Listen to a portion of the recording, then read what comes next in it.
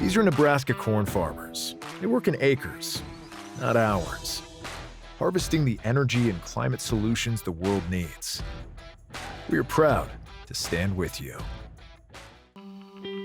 The success of tomorrow's soy industry depends on the actions we take today. The future is here, and the time to move is now.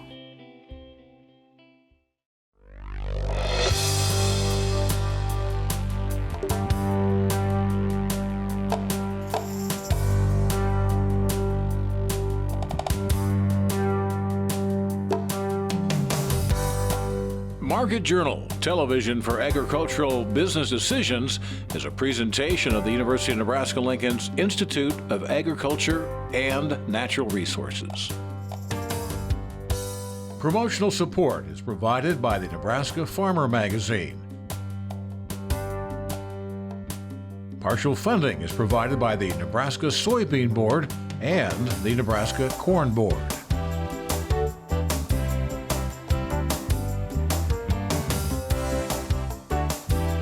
Thanks so much for joining us today on Market Journal. I'm Bryce Duskin. Well, folks, they are out and about. Last week, we brought you an update on silage chopping, and this week we've spotted combines in both corn and soybean fields.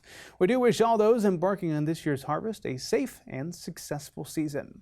Coming up on today's show, we'll take a look at some options for cattle producers who might be looking for ways to invest some potential profits. Heather Ramsey is going to join us to provide insights into the grain markets.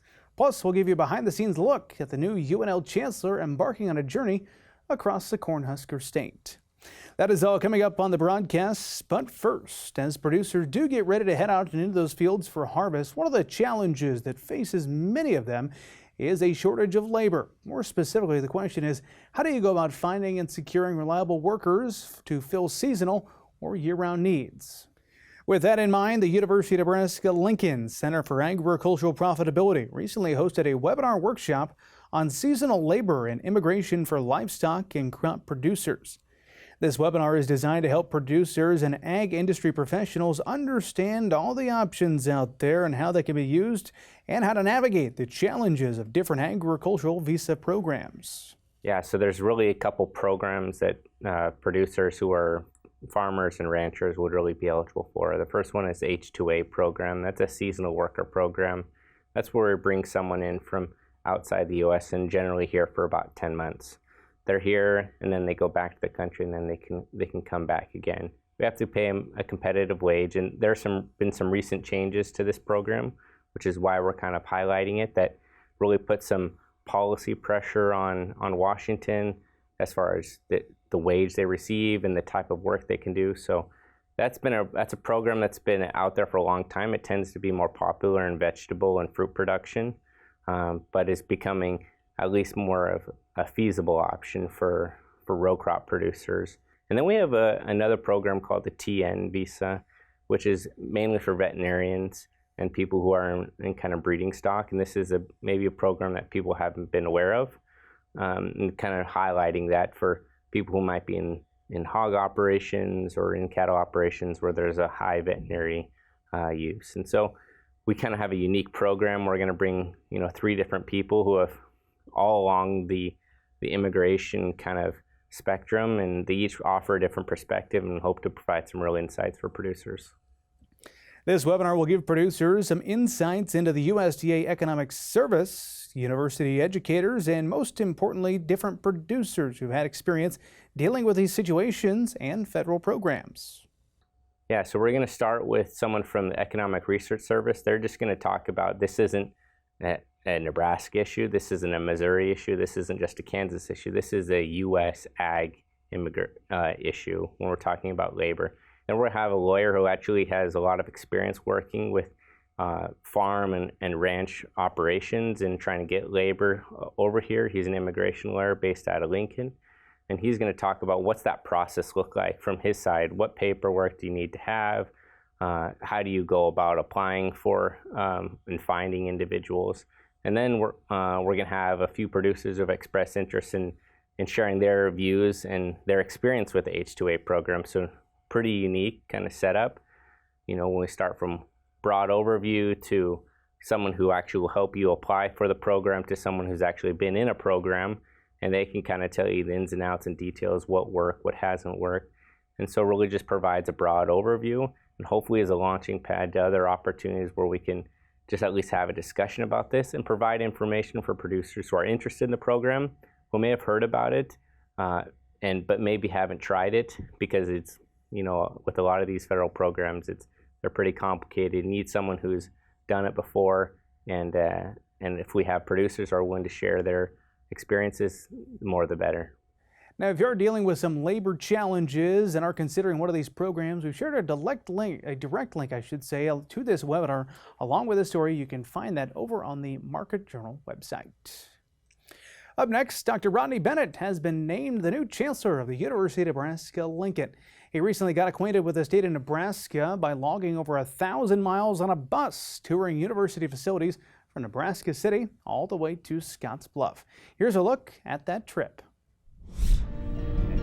What a trip like this does, and especially over multiple days, is helps you to move that theory into a practical application. So now, instead of just hearing about the different parts of the state and the diversity that is here, you actually get to experience it. You get to feel it and touch it and be with the people and talk to the people and really sort of immerse yourself in the richness that's really here in a practical kind of way. Sure, this is a beautiful Kubota. Oh, that we yeah. had at the tractor test Oh, my lab, God, 100-year celebration like 3 weeks ago. Hi, I'm Emily Martindale. I am an agriculture education student at UNL. Yeah, thank you, Becky. Yeah. So I graduate May 2025, and I'm just so excited to see you guys. Hopefully I'll see you guys on campus.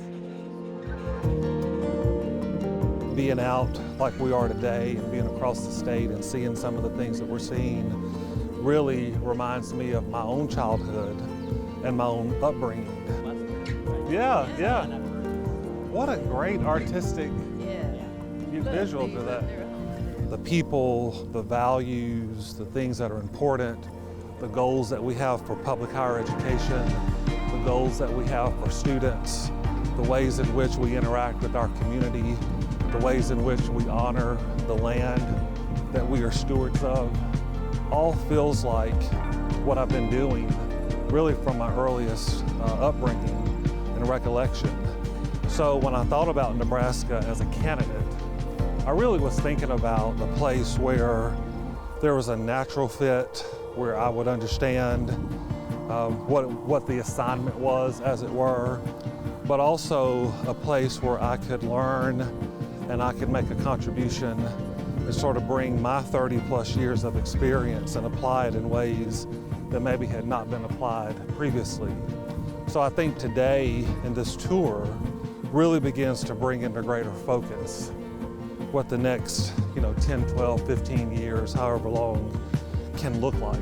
If we're bold, if we're courageous, if we don't lose sight of what our responsibilities as the flagship and the land grant institution are to the state, and what our fundamental sort of responsibility might be to students and to their families and to the taxpayers of the state. I think that we're only limited by our own imagination and our own creativity. And I know that at UNL, there are no shortage of people who are creative and who are passionate and who are committed to this work. So I'm excited to be a part of it, and I'm excited to be the chancellor of a place who has those types of values and those priorities.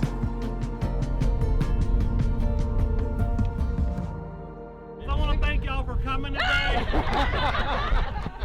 This is the State of the University address, done unconventionally. 20 around, which is good. Yeah, that's really good, but it had potential, but the lack of moisture shut it down. What our goal is you can look up and see the cameras that we have mounted on the ceiling here, and then this is actually the view that you get from all 6 cameras. So we have 24-hour continuous monitoring of these cattle, and then we'll be able to develop an algorithm to track them on an individual basis and have individual data on each calf. And so as you go to the top, there's kind of a fiber mat on top. Yep. As you go down, You feel that fluid at the bottom? Oh, yeah. That's what's more digest is warmer. Yeah. A lot of reactions taking place. It's about 103 degrees in there. Yep. And then if you feel the sides, feel how rough those sides are. Oh, wow, yeah. That's those papillas. I think it's a once-in-a-lifetime experience.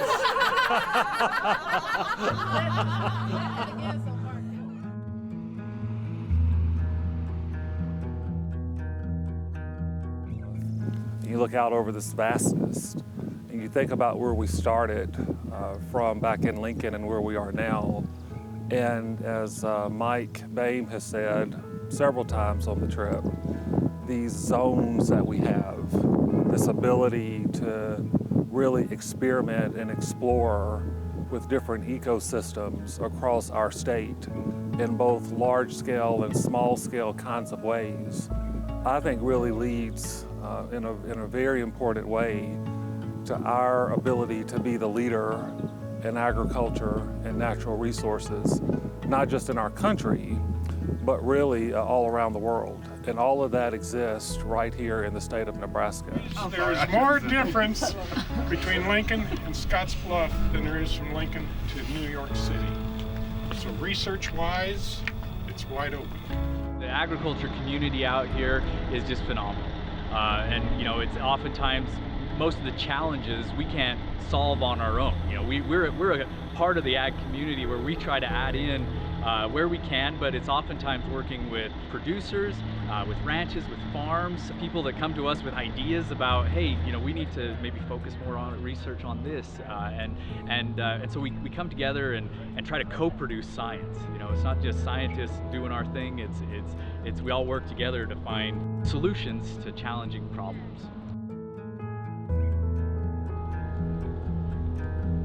I could not imagine beginning my chancellorship here without having spent this time on the road. I think that it really frames and brings into greater clarity and greater focus the opportunities that I have as chancellor to lead and direct and be a part of just an incredible body of work that affects so many people, whether it's climate, whether it's water, whether it's food, whether it's animals, whether it's the land, whether it's that person on their deck or in their backyard who has a garden, who's wanting the best harvest for their hard work all spring and summer. All of that is work that we have seen and heard about while on this tour. And as a university, we have an opportunity to be at the forefront of sort of advancing that and taking that to the next level. Good stuff there put together by the University of Nebraska Lincoln. Now, if you'd like to view that entire video, we've included a link to do so. You can find that over on the Market Journal website. Well, let's turn our attention over to the grain markets now. This week, we're joined here in the studio by Heather Ramsey from the ARC Group. Heather, great to see you. Hello, good to see you. Well, there's lots to talk about, of course, when it comes to the grain markets. There always is. That's nothing new. But we've got harvest underway, portions of our viewing area today. I imagine you're getting some phone calls, hearing some yields out there. Yes, we're hearing a variety of yields around dryland corn, a little bit of dryland beans coming out. I would say the easy estimate is that we're 50% off of what we expect in these areas for corn. There are some better areas than others, but for the most part, kind of south central part of the state that's come out has been wildly disappointing. Probably not versus kind of what the growing season was, just in general, way behind what averages look like at this point. We factor that into the conversation, the weekly conversation of the crop progress report and what USDA says is happening out there. Kind of confirms of what the producers are seeing. The crop condition across the U.S. continues to deteriorate, especially in this area. Yeah, it definitely confirms that. The one thing that crop condition doesn't do a good job of talking about is this test weight discussion that's been happening. What we've seen off of that early corn is low test weight. You know, we're notoriously seeing 56 plus pound test weight on corn in our area.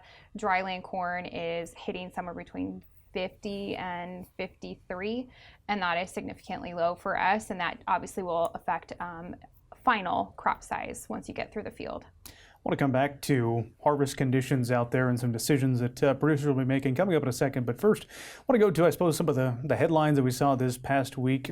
Black Sea grain deal is in the news again. Is it happening? Is it not happening? My question for you this week on that topic, sounds like it's not happening right now. How much does the market pay attention to that at this point, considering how many times we've gone back and forth? Yeah, obviously we've gone back and forth on that several times over the last 2+ years now, right? I mean, it seems crazy that it's drug on this long. And I think because of how long it's drug on, every about 6 to 8 weeks, we have a discussion about this. The market really has slowed down its participation in the reaction to this. The other thing is it's notorious that this sort of a conflict or maybe a skirmish happens on a weekend, and then, oh, now we're going to talk about it on the beginning of a week. And by the time all of that has happened, we've digested that there's not a lot of additional structural infrastructure damage that has happened paired with a non-existent resolution, and then the market kind of doesn't trade much of that at all. So been very quiet on that reaction from the market in regards to what's happening over there. So we take a look at the futures market, corn and soybeans. We'll tackle corn first. Is there a bullish story, something to give some folks optimism out there in the future side? Today, it doesn't look like it. Yes, a decrease in crop size, shortened supply. If you have a shortening of supply, that should mean a reaction, a favorable reaction. However, because our export demand has not gained enough traction quick enough here, so far, that doesn't look like its own standalone bullish story. Now, I will preface that by saying that demand does usually pick up when prices have backed off again, and we are starting to see a little bit of that happening. When you look at the world in general, we have done more sales of corn and beans globally into China than any other time in history. At some point, all of those numbers get digested, and has the world sold enough versus what our supplies were, stocks were, to just warrant an additional uptick. So we've got to accumulate some more export sales kind of globally and domestically to really try and change that trajectory. Corn may be the lucky beneficiary of a potential bull story in soybeans, but right now it doesn't look like it has its own standalone legs, so to speak. Well, expand a little bit more. What is the bull story when it comes to soybeans? Everybody loves to love soybeans right now. So the crush margin is phenomenal in soybeans. On the board, we're looking at the range has been anywhere from positive $2.50 to $3 plus per bushel margin, positive margin. So that is wildly positive. We have a shortening of the crop going on. It is very apparent that this isn't going to be a record-setting crop that we were looking for in the soybean world.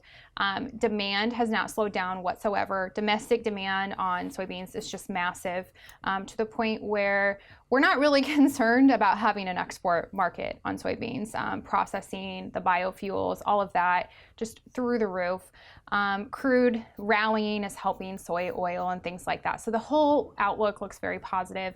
Pair that with another northern hemisphere oil seed having problems. That's canola production being low. It's just really pushed everything over into that soybean usage instead of backstopping canola with soybeans. So that whole picture looks very, very positive. There are some key numbers that if you see production below a 52, below a 51, and heaven forbid we get to 50 or lower, those would all be stair-step increases in price reaction. I expect soybeans to stay very volatile. Most everyone expects to see soybeans volatile to the top side. There's always some correction happening there. Keep a close eye on that, of course. So that's the future side of it. And at the local side, we've got the cash, the difference we call basis. How are basis levels out there? Historically, they're still pretty good right now. I mean, we saw some sensational stuff last year, and everyone kind of needs to wipe the slate clean on that. There is some front-end pushes for early delivery corn, so be sure to take advantage of those. If you've got dryland corn coming out now, there are hot spots that are looking for that. We're seeing positive basis levels in that side of the world, usually delivery by the 15th of September, so kind of a quick ship. And then on soybeans, we're actually seeing fairly favorable soybean basis for September, even into October. If you look at the bid structure, you can tell they are looking to continue to push to buy beans all the way through to January at this point.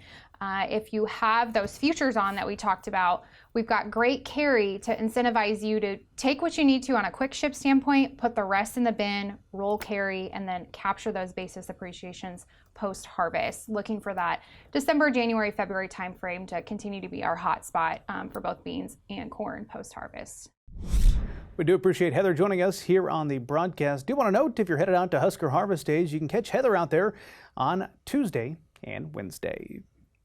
Baby boomers, Gen X, millennials, and Gen Z. You're likely familiar with all those different terms describe different generations. Each group has its own values and priorities. These are factors that are crucial to consider in estate farm planning. Learn about succession planning at farm transition workshops that are hosted by Alan Van Alec next week. You can do so by attending Husker Harvest Days. We just mentioned it. It'll be coming to, near Grand Island, September 12th to the 14th. All the details about this year's big event can be found in the September issue of the Nebraska Farmer.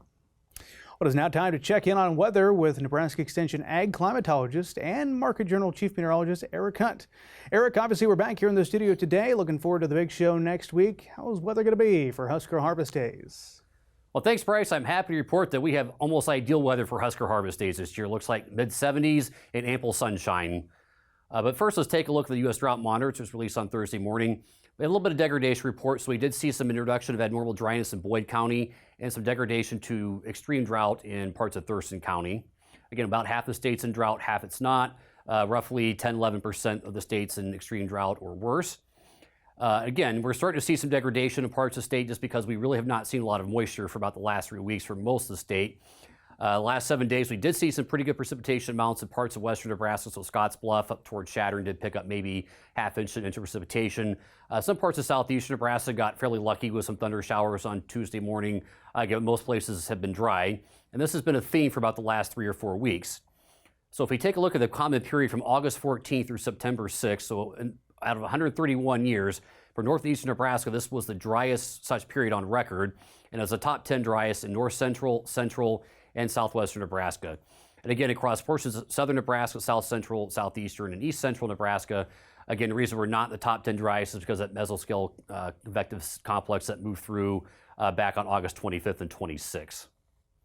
And again, that recent dryness is really having a major impact on soil moisture. So across a lot of the state and a lot of the north central part of the country in general, really starting to see some very low percentiles for soil moisture.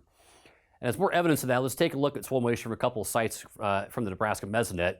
So this is from Oakland and Burke County, very eastern part of the state. So again, almost no precipitation here for almost a month. And seeing some decline in soil moisture in the top part of the profile. And this blue line at 100 centimeters basically just shows it's been flat, and it's been flat like that for the entire summer. We've never really had the recharge down to that depth. And at Ord, kind of a similar story. Again, we had a couple of rains where we've had some recharge, but it's never gotten that deep, and we are now at a pretty low level across all depths. But there is some good news. We do have a cold front moving in the state this weekend, and that should bring some precipitation to almost everybody and some cooler temperatures. Now, I think the better chance of getting 1 inch or 2 inches of rain is going to be across parts of western Nebraska. I do think we're going to have a bit less precipitation in the eastern half of the state, but I do think everybody should get at least 1/4 to 1/2 inch. We will be seasonally cool through Thursday, but we are not looking at any frost anywhere in the state. And we will probably be dry in the eastern half of Nebraska after Sunday night. We will have chances of precipitation returning to western Nebraska later in the week. And I think we will start to see a return to seasonally warm conditions next weekend. But again, seasonally warm in mid-September is more like highs in the low to mid-80s. We're not looking at mid-upper 90s coming back, I don't think. Moving a little bit deeper into September, it looks like we should stay relatively warm across the northern U.S. That includes most of Nebraska. Again, but I think this is mostly just suggestive of highs more in the 80s, maybe some warmer overnights. We're not looking at a significant heat wave coming back in. In terms of precipitation, it looks like we should have some good return flow that would maybe mean for better chances of precipitation across western Nebraska and a bit less so in the eastern half of the state. Thanks. Back to you, Bryce. Alrighty, thank you very much for that update, Eric. We do appreciate it. Finally today, cow-calf producers may be looking at the potential of some significant profits for 2023 due to high calf prices. With a possible influx of income, many producers might have the rare opportunity to invest capital back into the operation. With the opportunity to catch up with a Nebraska Extension educator at this year's Goodmanson Sandhills Laboratory to discuss this topic. Here's our conversation. Joining us today is Extension educator Aaron Berger. Aaron, great to see you here in person. Thanks for the opportunity to be on. Well, in the cattle market, it seems like there is certainly a cycle. Some years, producers making money, other years, that's not the case. But in those years where the producer has the opportunity to make some money, you note in a recent article, there's maybe a few things to consider investing in. I guess what were a couple of the obvious things you wrote in your list of areas to invest in? Yeah, so I think, obvious for a rancher is thinking about water development, and that's really critical to a good grazing system. Thinking about things like infrastructure, things like your working facility, looking at your load-out facility, things like that you use frequently. Thinking about the comfort and care not only of the cattle, but the people handling those. Those can be really, I think, valuable pieces. And one thing that's really gotten my attention recently is the availability of technology to monitor water now, whether that's cameras or pipeline monitors. Those can be really valuable, especially in people where they have to travel quite a ways to check their water. Can really be a major savings. And so if you got a little extra cash, that might be a place to invest. A couple of wireless systems out there too we had the chance to feature. So definitely some innovative products on the line.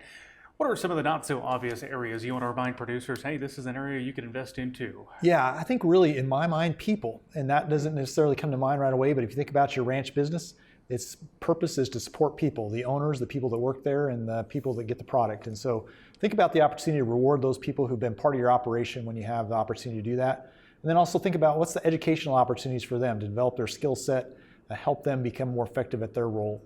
Another thing for me is just, maybe there's an opportunity to think about, could we go do something different with our operation? Let's take a little bit of that cash we have and maybe go make a trip. Let's go see somebody who's doing something we're interested in. That on the ground, hands-on experience can really give some insight into maybe this is an opportunity we should consider. Here's somebody who's done it. Let's learn from them. Producers in that position where they're blessed to have a good year, maybe have that opportunity to have some profits to invest, they come to you and say, hey, I'm open to investing in some new technology. What's the best ROI? Is there a good answer to the question? Yeah, everybody's ROI is going to be different really depending on their situation. My bias is Nebraska grass is really valuable. And so I think you really want to look at what are the resources available that I could utilize to improve my grazing system, whether that's water development, fence, things like that. From a ranch perspective, I think there's a lot of opportunity there. Another one for me, I think, is just thinking about, can you strategically position yourself to maybe buy some commodities in bulk? And sometimes some storage or some things like that can give you an opportunity to buy seasonally and take advantage of that. Good things to think about. Aaron, really appreciate your time here on Market Journal. Thanks again for the opportunity. Now, if you're interested in learning more about some different ways you could invest those profits, Aaron has a lot of resources online. You can check out his Beef Watch article and also listen to a podcast over at beef.unl.edu. Well, that is going to do it for this week's show. As always, I want to thank you for joining us. Reminder for you, if you'd like to look back at some of our previous stories from today or past weeks, you can always subscribe and follow us over on the YouTube channel, as well as on our social media pages. Coming up next week, we'll be joining you from the grounds of Husker Harvest Days near Grand Island. Of course, if you're out there and see our crew, be sure to stop us and say hi. We hope to see you back here next time. Until then, I'm Bryce Duskett, wishing you a safe and productive week. Join Market Journal online at marketjournal.unl.edu. You can also follow us on Twitter, Instagram, and Facebook. Promotional support is provided by the Nebraska Farmer Magazine. Partial funding is provided by the Nebraska Soybean Board and the Nebraska Corn Board.